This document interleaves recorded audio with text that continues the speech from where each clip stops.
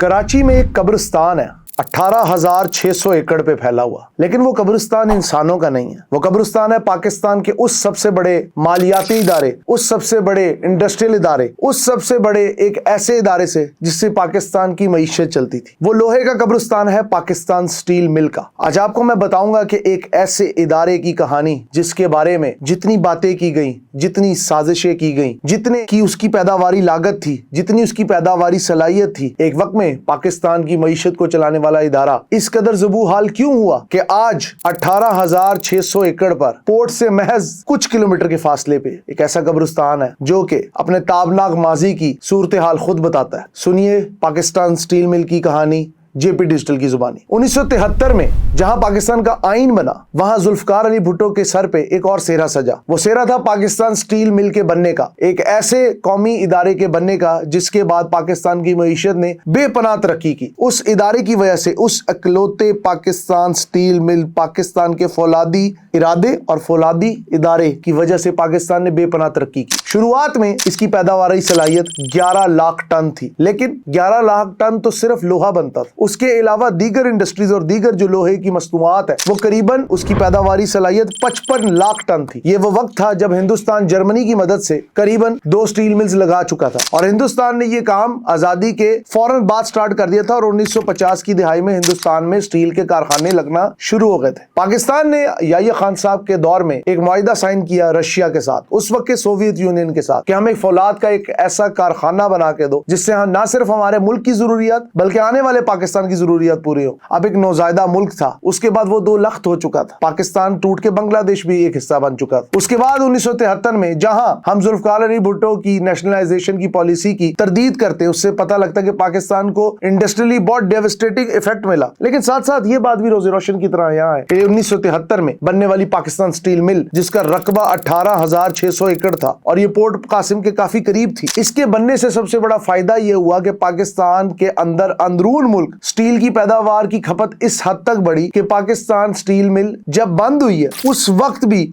उसके अंदर करीबन 9.5 अरब रुपए का स्क्रैप ही पड़ा। कहने का मकसद सिर्फ ये है कि एक ऐसा इदारा जो 1973 से लेकर 2015 तक, ये लगभग 40 से 50 साल का अरसा बनता है, इसके दौरान वो इदारा पाकिस्तान को फौलाद देता रहा, सीमेंट से रिलेटेड प्रोडक्ट्स देता रहा, हर किस्म की मैकेनिकल और मैन पावर देता रहा। लेकिन ऐसा क्या हुआ, वो कौन से मुहर्रिकात थे जिसने पाकिस्तान स्टील मिल को तबाही के दहाने पे ना सिर्फ ला खड़ा किया बल्कि पाकिस्तान की मईशत का पहिया, जिसको आज हम समझते हैं कि हम 17 से 18 अरब डॉलर का फौलाद और सरिया बाहर से इंपोर्ट करते हैं, उसके ऊपर जो हमारा इन्वेस्टर है वो सब्सिडी ले जाता है। लेकिन हम समझते हैं कौमी इदारों के साथ शायद इंसाफ का तकाजा यही है। आपको बताते हैं कि पाकिस्तान स्टील मिल जब पहली बार बनी तो इसकी पैदावारी सलाहियत 11 लाख टन लोहा नहीं था, बल्कि इसकी पैदावारी सलाहियत को बतदरीज बढ़ाने के लिए इसके अंदर ऐसा इजाफा किया गया था, इसके अंदर ऐसे स्टेप बाय स्टेप रूल्स को वज़ा किया गया था कि आगे जाके इसकी पैदावारी सलाहियत 30 लाख टन तक जानी। लेकिन कहने का मकसद ये है कि उस वक्त के पॉलिसी साज या उस वक्त के जो आप समझ ले दूर अंदेश लोग थे, उन्होंने तो ये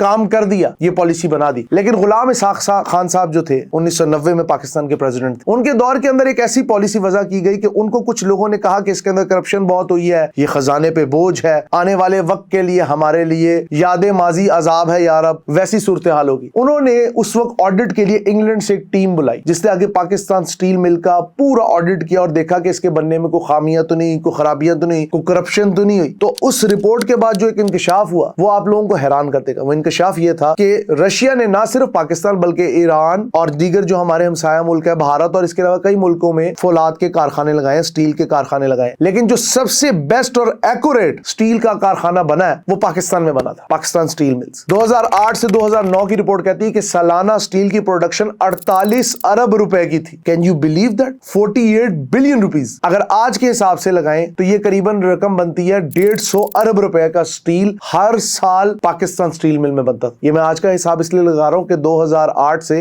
2026 के सफर में पाकिस्तान का स्टील का अगर जो ग्राफ नीचे आया तो पाकिस्तान का जो रुपया है उसका भी ग्राफ नीचे आया। डॉलर ने अप्रिशिएट किया, रुपए ने डेप्रिशिएट किया। इसी तरह हमारा वाहिद कौमी इदारा जो कभी कभार इतना ताकतवर था, किसी वक्त में इतना मजबूत इदारा था कि वो अपने इर्द गिर्द की तमाम जितना भी इंफ्रास्ट्रक्चर है, यहां तक के पाकिस्तान स्टील मिल को जो कनेक्टिंग रोड्स थी वो भी भी स्टील मिल अपने पैसों से खुद बनाता था। ये थे मामलात पाकिस्तान स्टील मिल के। एक और चीज आपको बताते चलें, इस वक्त पाकिस्तान के अंदर 140 डिफरेंट किस्म के फौलाद पैदा करने वाले इदारे हैं और उन्होंने एक्सपोनेंशियली वाइड किस्म की प्रोग्रेस। हम लोग अक्सर इश्तिहार देखते हैं जी, मुगल स्टील, फलाना स्टील। मकसद क्या है? मकसद ये है कि हमने अपने कौमी इदारे को तबाह किया, हमने इन्वेस्टर को सपोर्ट किया, बल्कि इन्वेस्टर को नहीं, उन गलत पॉलिसी साजों को सपोर्ट किया जिन्होंने कहा हम बाहर से लोहा दरामद करके अपनी जरूरियात पूरी करते। आज इंडिया की स्टील मिल्स हर साल 27 से 28 अरब डॉलर कमा जाती और पाकिस्तान स्टील मिल के ऊपर ताले हैं और अंदर कब्रिस्तान जैसी खामोशी है। क्या कौमी इदारों को इस तरह बंद करना अच्छा है? पाकिस्तान हर साल 17 से 18 अरब डॉलर का स्टील इंपोर्ट करता है। Can you believe that? आपके मुल्क का इंफ्रास्ट्रक्चर, आपके मुल्क की सिविल, जितनी भी आप समझ ले, सिविल इंजीनियरिंग से लेके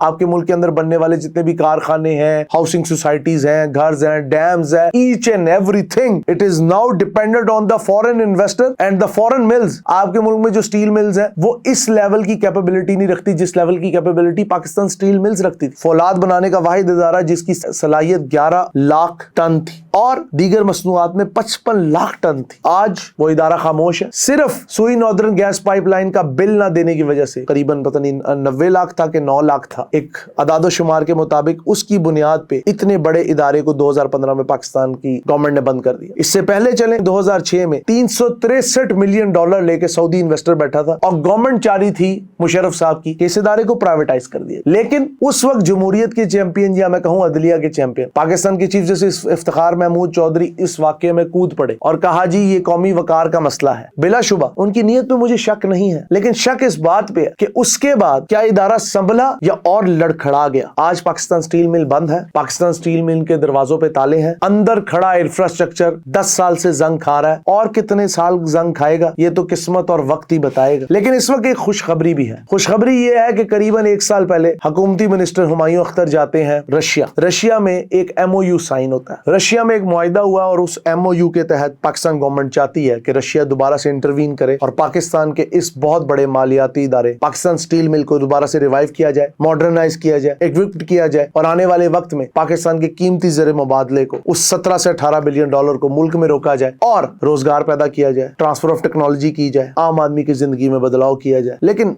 इस सब के दौरान एक सोच कार फरमा है। वो कौन से पॉलिसी साज थे जिन्होंने ये सोचा नहीं कि इदारा तो हम खड़ा करने चले हैं, इसको चलाएगा कौन? मुल्क तो बना लिया है, इसको संवारेगा कौन? पाकिस्तान स्टील मिल पाकिस्तान का शायद वाहिद ऐसा इदारा है जो अगर अकेला अपने कदमों पे खड़ा हो जाए तो एक बात लिख लीजिए, पाकिस्तान की तकदीर सुनहरी हरूफ से लिखी जाएगी। पाकिस्तान का फौलाद बनाने का वाहिद इदारा हमने रशिया के ताउन से बना लिया, अब हम शायद दोबारा उसे रिवाइव कर लेंगे। लेकिन इस मुल्क में करप्शन, इस मुल्क में माफिया, इस मुल्क में रहने वाले पनपने वाले करप्शन के गंदे पानी से पैदा होने वाले उन कीड़ों को कौन रोकेगा जो कि हर कौमी इदारे को जोक की तरह लिपट जाते हैं, जोक की तरह चिमट जाते हैं और फिर उसका इदारे का खून चूस चूस के उससे इस बीमारे हाल में कर देते हैं, इस बुजुर्गे बीमार में कर देते हैं कि वो अपना वजन भी नहीं उठा सकता। पाकिस्तान के फौलाद बनाने वाले इस इदारे की कहानी आपको सुनाना इसलिए भी मकसूद था कि आपको ये समझ आए कि मुल्क पाकिस्तान, मुमलिकत खुदादाद पाकिस्तान ने 78 साल में क्या क्या सहा है। हमने एक एक इदारे को बना के ऐसे बिगाड़ा है कि आज वो अपनी सूरत आईने में देखे तो खुद चिल्ला उठता है कि मेरे साथ क्या कर दिया है तुम। अपनी सोच, अपने मिजाज और अब सबसे बढ़कर जो अपने दिमाग में पनपने वाली ख्वाहिश है उसको बदलने की जरूरत है। पाकिस्तान जिंदाबाद।